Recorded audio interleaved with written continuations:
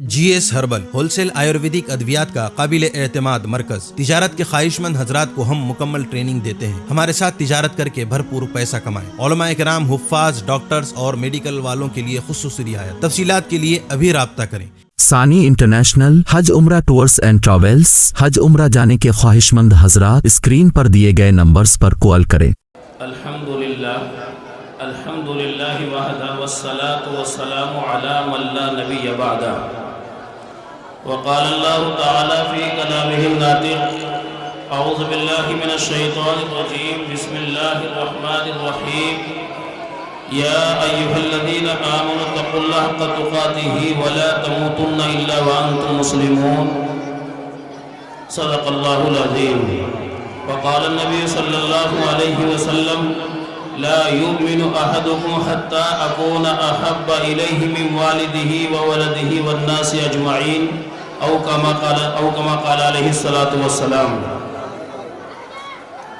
یہ مدرسے ہیں ساقی تیرے میخانے نہیں، یہ مدرسے ہیں ساقی تیرے میخانے نہیں، یہاں کی خاک سے انسان بنائے جاتے ہیں۔ میں نے مختصر خطبہ پڑھا اور اس کے بعد ایک آیت کریمہ تلاوت کی اور جناب نبی کریم صلی اللہ علیہ وسلم کی احادیث مبارکہ آپ حضرات کی خدمت میں پیش کی۔ میں چند منٹ آپ حضرات کے بیچ میں ہوں، چونکہ دوسرے علماء کرام تشریف فرما ہیں اور یہاں بڑے بڑے علماء تشریف فرما ہیں اور میرے بہت ہی خاص میرے عزیز اس مدرسے کے روح رواں حضرت اقدس حضرت مولانا مفتی محمد راغب صاحب مد ظلہ العالی نے مجھے مدعو کیا۔ یوں تو اس اجلاس میں 2-4 سال پہلے 2-3 سال پہلے بھی غالباً آیا تھا، لیکن بہرحال وہ وقت ایسا ہو چکا تھا چونکہ بالکل اخیر میں مجھ کو بٹھایا گیا تھا، ٹائم بہت کم تھا اور مفتی صاحب نے کہا بھائی تم سویرے آ جاؤ، تم سویرے بٹھائیں گے۔ حالانکہ مجھے غازی آباد جلسے میں جانا ہے، لیکن چونکہ آپ کے لوگوں کی محبت، حضرت مفتی صاحب کا حکم، مجھے تسلیم کرنا ہی تھا، ماننا ہی تھا، میں اس لیے یہاں آیا اور مغرب سے پہلے یہاں آیا۔ لیکن بہرحال اب چونکہ آپ حضرات کے سامنے بیٹھا ہوں تو میں چاہتا یہ ہوں کہ چند بات آپ کے گوش گزار کر دوں، لیکن اس کے لیے بالکل آپ دل و دماغ ذہن کو حاضر رکھیں گے نا انشاءاللہ۔ اور اگر تمہارا دل و دماغ حاضر نہیں ہوگا تو پھر بات سمجھ میں نہیں آئے گی، تو ایسے ہی سنیں جیسے کہ آپ بیٹھے ہیں۔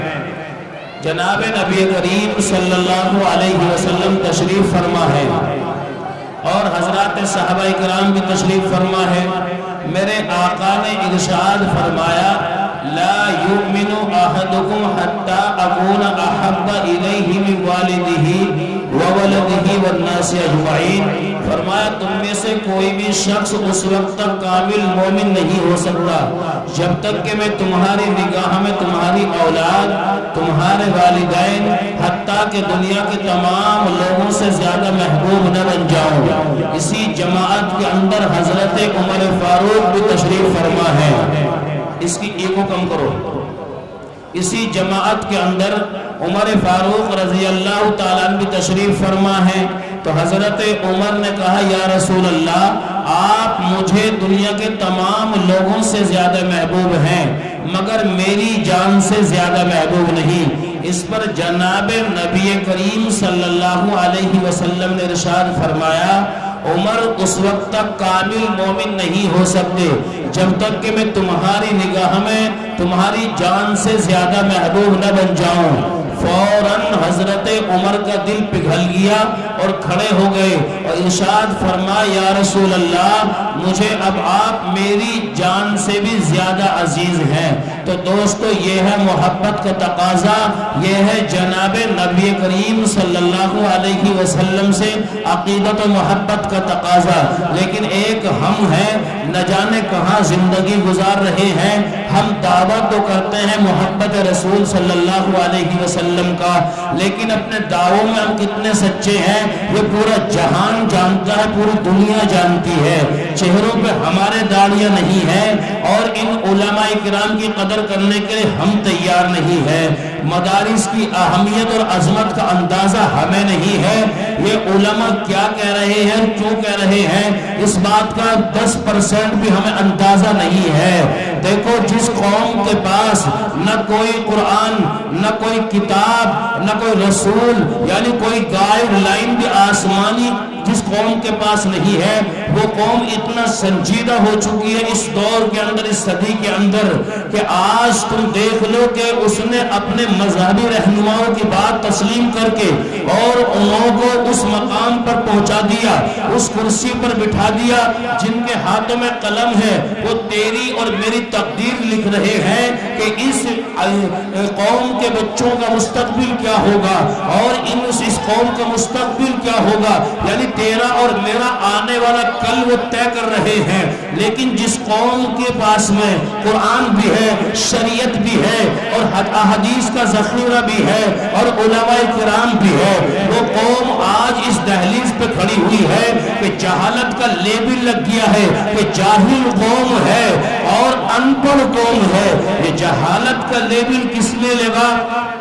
جہالت کا لیبل اس لیے لگا ہم پڑھتے نہیں ہیں، ہم لکھتے نہیں ہیں، ہم علماء کرام سے روگردانی کرتے ہیں۔ آج تو مسئلہ یہ ہے کہ تم نے سوچا کہ چلو شب برات ہے، مغفرت ہو جائے گی، جلسے میں چلے، ورنہ دیکھو تو صحیح کہ جناب نبی کریم صلی اللہ علیہ وسلم سے اگر محبت ہوتی تو تمام لوگوں کے چہروں پر داڑیاں نظر آتی اور تمام لوگوں پہ شرعی لباس نظر آتا۔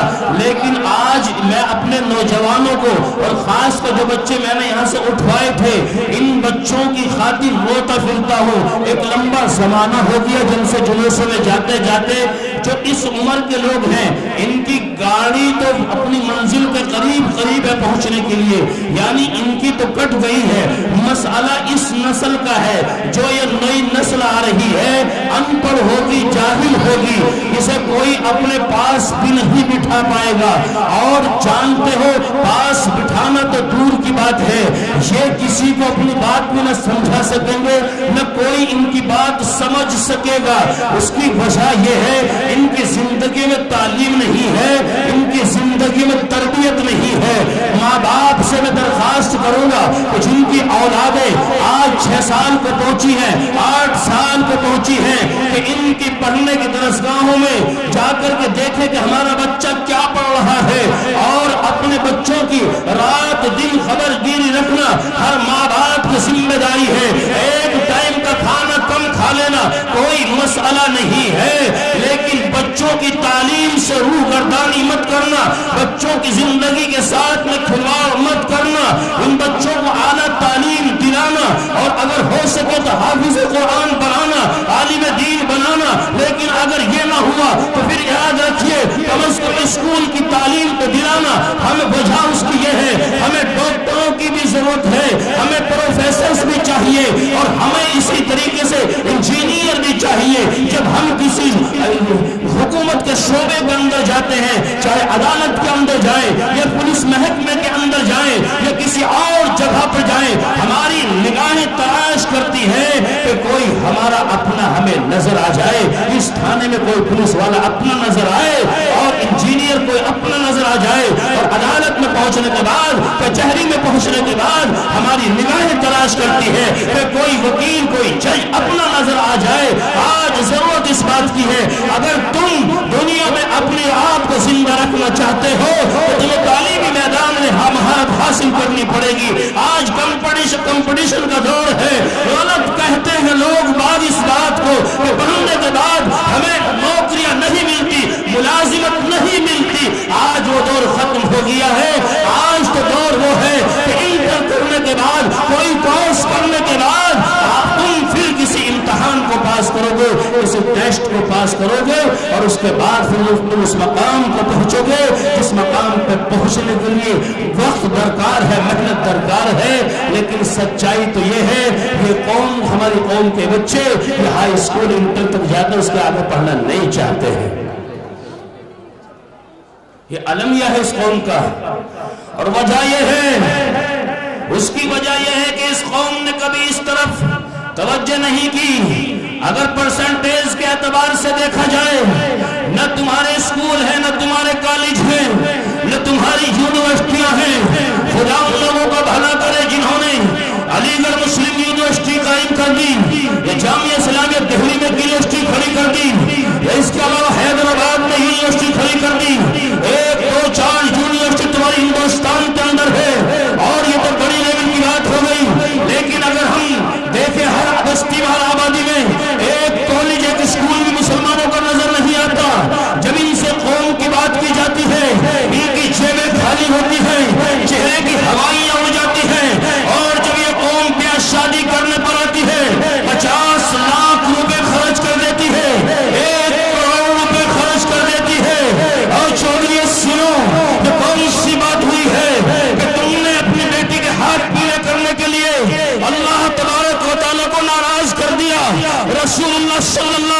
वसल्लम की सीरत की धज्जियां उड़ा दी।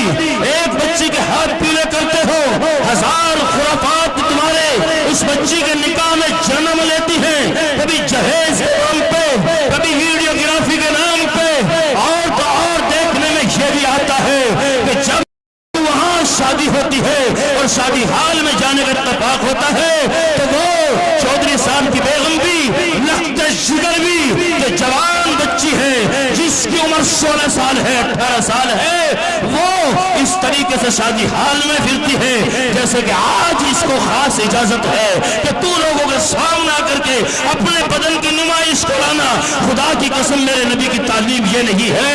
मेरे नबी की तालीम तो ये थी, अपनी लख्त जिगर को कहा था बेटी पर्दे का एहतमाम करना, और हजरत फातिमा ज़हरा ने आखिरी वक्त तक पर्दे का एहतमाम किया है।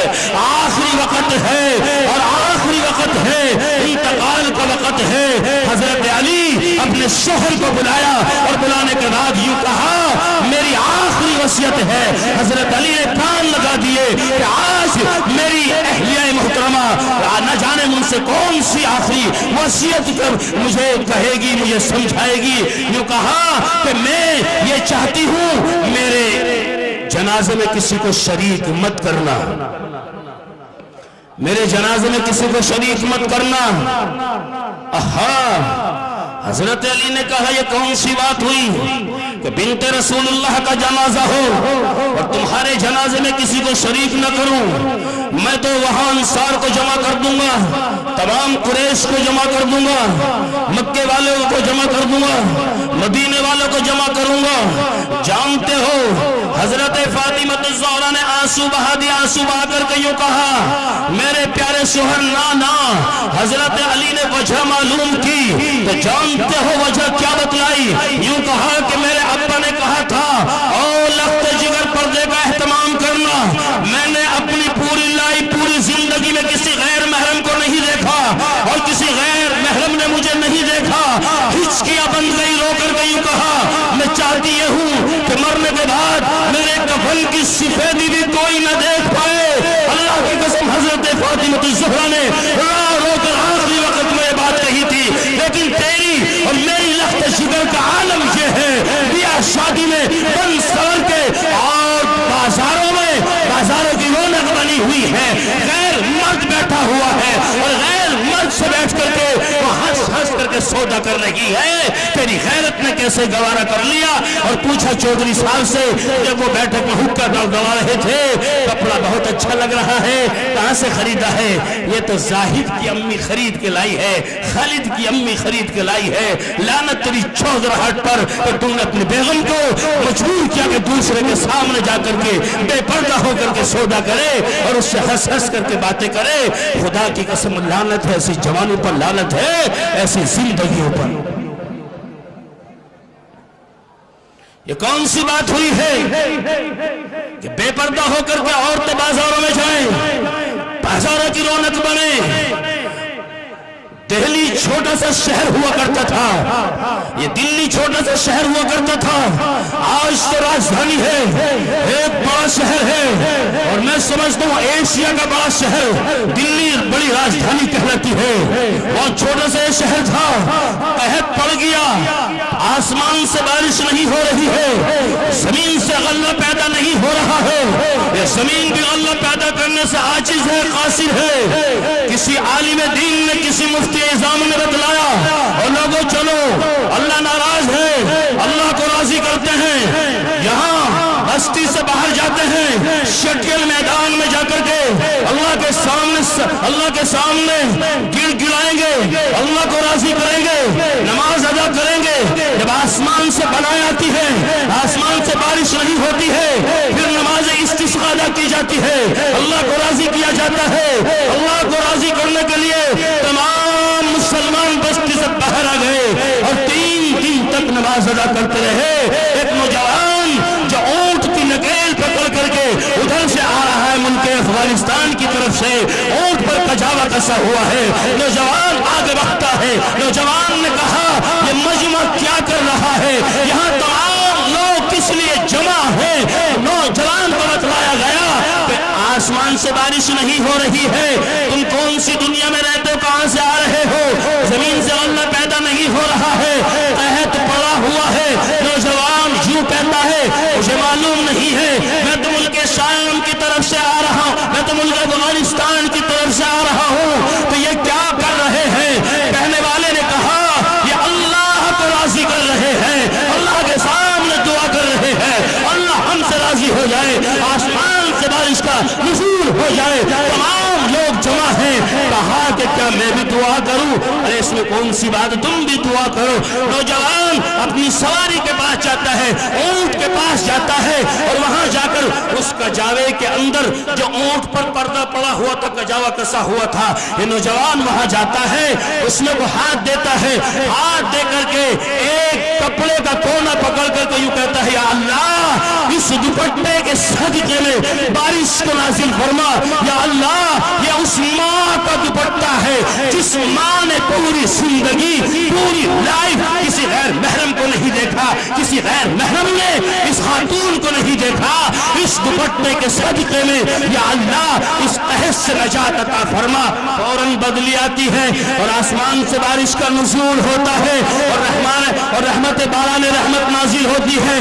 لوگوں نے چاروں طرف سے گھیر لیا اور یوں کہا کہ بتاؤ تم نے دعا جو کی ہے وہ کس طریقے سے دعا کی ہے، تم کس طریقے سے اس کی عبادت کرتے ہو، تم نے اس کو کیسے راضی کیا؟ نوجوان یوں کہتا ہے سنو، اس کجاوے کے اندر ایک خاتون بیٹھی ہے، اس خاتون کے ساتھ میرا رشتہ ماں بیٹے کا ہے، یعنی میری ماں بیٹھی ہے، میں نے اس کا دوپٹہ اس کا آنچل پکڑ کر کے دعا کی یا اللہ اس ماں کے دوپٹے کے سلے میں بارش کا نزول فرما، باران رحمت نازل فرما۔ یہ وہ خاتون ہے جس نے اپنی پوری لائف پوری زندگی کسی غیر محرم کو نہیں دیکھا اور کسی غیر محرم نے اس خاتون کو نہیں دیکھا۔ جب پردے کا اتنا اہتمام ہوتا ہے بلائیں نہیں آیا کرتی ہے، رحمتوں کا نزول ہوتا ہے۔ تیری اور میری بیٹی، تیری اور میری بہن بازار کی زینت بنی ہوئی ہے، خدا کی قسم معاف کرنا، میں نے بڑے بڑے گھرانوں کی بچیوں کو اور بڑے بڑے گھرانوں کی بہنوں کو وہاں دکان پہ بیٹھ کر کے سودے کرتے اور مسکراتے ہوئے دیکھا ہے، اور رپورٹ اتنی خطرناک لگتی ہے۔ اب تو زنا کے اڈے شہروں پہ قائم ہو گئے ہیں، جگہ جگہ وہ ہوٹل کھلتے جا رہے ہیں۔ ایک ابھی پوش دہلی سے میرے پاس میں آئی تھی ابھی چند دنوں پہلے، اس میں لکھا ہوا تھا اس میں جتنے جوڑے وہاں زناکاری کے اڈوں میں داخل ہوئے ہیں 70% بچیاں مسلمانوں کی تھی۔ اللہ حفاظت فرمائے۔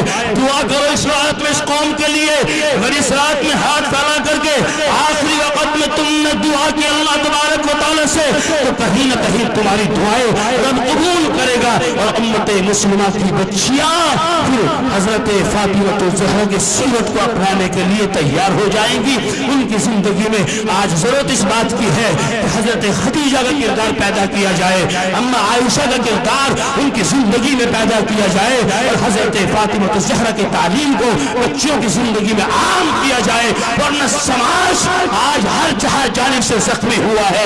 ایک تو زخم نہیں جسم ہے سارا چلنی، ایک تو زخم نہیں جسم ہے سارا چلنی، درد بیچارہ پریشان ہے کہ کہاں سے اٹھوں۔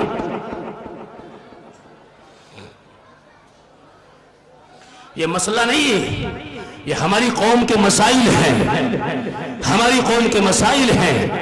میں عرض یہ کر رہا تھا کہ حضرت فاطمہ الزہرا نے اپنے شوہر سے کہا، یعنی حضرت علی سے کہا میرے جنازے میں کسی کو شریک مت کرنا۔ حضرت علی نے کہا یہ کیا کہہ رہی ہو بیگم صاحبہ، تمہارا جنازہ میں کسی کو شریک نہ کروں، قریش کو جمع کروں گا، انصار کو جمع کروں گا، اہل مکہ اہل مدینہ کو جمع کروں گا۔ حضرت فاطمہ نے رو کر کے کہا نہ وجہ پوچھی تو وجہ بتلا دی گئی۔ میرے ابا نے کہا تھا لخت جگر پردے کا اہتمام کرنا، میں نے اپنے ابا کی بات پہ اس قدر عمل کیا ہے، میری لائف میں کوئی غیر محرم یعنی اس کے چہرے پہ نگاہ نہیں پڑی اور کسی غیر محرم کی میرے چہرے پہ نگاہ نہیں پڑی۔ میں نے اس قدر اپنے ابا کی بات کو تسلیم کیا ہے، تجھے بھی اور مجھے بھی اسی طریقے سے رسول اللہ صلی اللہ علیہ وسلم کی تعلیم پہ عمل کرنا پڑے گا۔ اگر عمل نہیں کرتے ہیں پھر یاد رہے اپنے دعوے میں ہم بیکار ہیں، کچے ہیں، چونکہ میرے نبی کا فرمان تو یوں ہے تم میں سے کوئی بھی شخص उस वक्त तक कामिल मोमिन नहीं हो सकता जब तक मैं तुम्हारी निगाह में तुम्हारी औलाद, तुम्हारे वालिदैन, हत्ता कि दुनिया के तमाम लोगों से ज्यादा महबूब न बन जाऊं। और उधर तो ये दावा किया, उधर तो मेरे नबी की तालीम ये है, इधर हम दावा करते हैं तो नबी से सच्ची मोहब्बत करते हैं। चेहरे पर दाढ़ी नहीं है, चेहरे पर दाढ़ी को छुड़वाया जाता है, और शरीर लिबास भी नहीं है, लिबास भी हमारा ऐसा है, और हमारी बच्चियों का लिबास भी ऐसा है।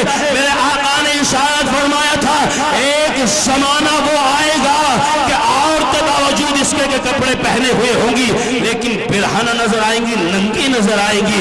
पूछा सहाबा ने, या रसूल अल्लाह से क्या वजह होगी? आका ने फरमाया कि बदन पर या तो इतना चुस्त टाइट कपड़ा होगा या फिर इतना बारीक कपड़ा होगा कि बदन का एक एक हिस्सा नजर आएगा। क्या आज ऐसा नहीं हो रहा है? बताएं, दिल पे हाथ रख करके बताएं कि ऐसा आज नहीं हो रहा है? 100% ऐसा ही हो रहा है। जब किसी ब्याह शादी में जाते हैं, अल्लाह की कसम, वहां जो चंद उलमा, अव्वल तो उलमा ने छोड़ दिया ऐसी शादियों में जाना, लेकिन कोई सूफी या कोई आलिम, कोई मौलवी होता है, उसी को अपनी गर्दन झुकानी पड़ती है, अपनी नजरें नीची करनी पड़ती है, और हमारी माएँ बहनें और हमारी बच्चियां सीना तान करके चलती हैं कि आज हमें लाइसेंस मिला है, आज हमें परमिशन मिल गई है।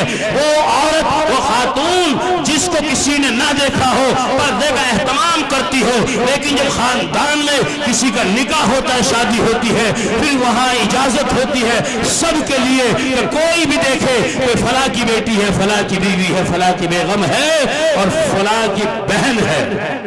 नारे तकबीर, नारे तकबीर, उलमाए हक, उलमाए देवबंद, नारे तकबीर।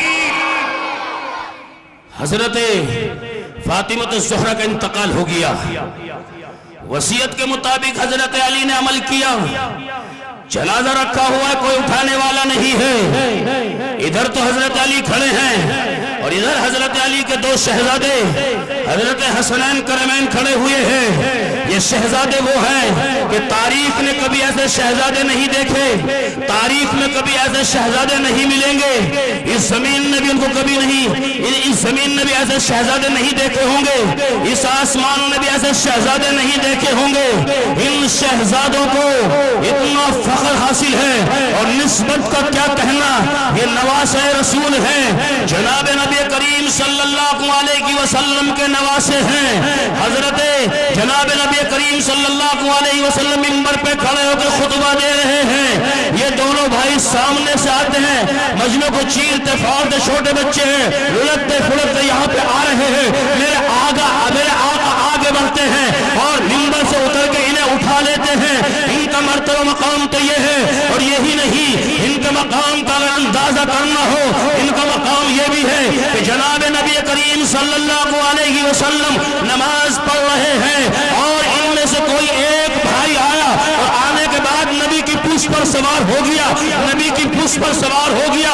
मेरे आका ने नमाज को तवील कर दिया, मेरे आका ने सजदे को बढ़ा दिया। किसी सहाबी रसूल ने इनको हटाना चाहा, मेरे आका ने नमाज की हालत में इशारा कर दिया कि इनको ना हटाया जाए। इनका मर्तबा और मकाम तो ये है।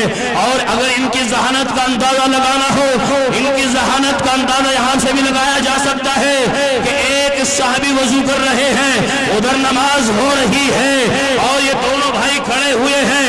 इन दोनों भाई ने देखा कि बड़े मियाँ का वजू सही नहीं हुआ, चचा जान का वजू सही नहीं हुआ।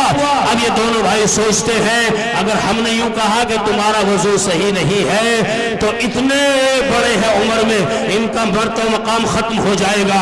और अगर हमने इनको ना बताया, इनकी वजू भी सही नहीं, नमाज भी सही नहीं होगी, इनकी भी पकड़ होगी। और हमें डर यह है कहीं अल्लाह तबारक व तआला हमें आखिरत में न पकड़ ले, हमारी पकड़ न कर ले कि तुमने देखा तो वजू सही नहीं है। इन दोनों भाइयों ने ये कहा, इन दोनों भाइयों ने आपस में मशवरा किया कि इनको हमें बतलाना है, लेकिन तरीका कार ये इख्तियार किया, उन्हें नमाज के बाद में पकड़ कर यूं कहा, चचा जान आप हमें जानते हैं, यूं कहा मैं जानता हूं ये मेरा भाई है, मैं इस किसका भाई हूँ? ये कह रहा है मेरा वजू सही है, मैं कह रहा हूँ मेरा वजू सही है। उन दोनों भाइयों ने कहा कि हम दोनों भाई वजू करके दिखलाते हैं, आप फैसल के तौर पे खड़े रहना, आप फैसला करना कि किसका वजू सही है। दोनों भाइयों ने वजू करके दिखलाया। वो सहाबी यूं कहते हैं कि तुम दोनों भाइयों का वजू सही है, वजू मेरा ही गलत है, जहानत इनकी ये है, जहानत इनकी ये है। इंतकाल हो गया, इनकी अम्मी का जनाजा रखा हुआ है, बिन्त रसूल सल्लल्लाहु अलैहि वसल्लम का जनाजा है और हजरत अली खड़े हैं, इनके दोनों शहजादे खड़े हैं, चौथा कोई आदमी नहीं है कि जनाजे को कब्रिस्तान तक पहुंचा दे, जनाजे में सहारा लगा दे। हजरत अबू जर गिफारी रजी अल्लाह तआला अन्हु का गुजर होता है।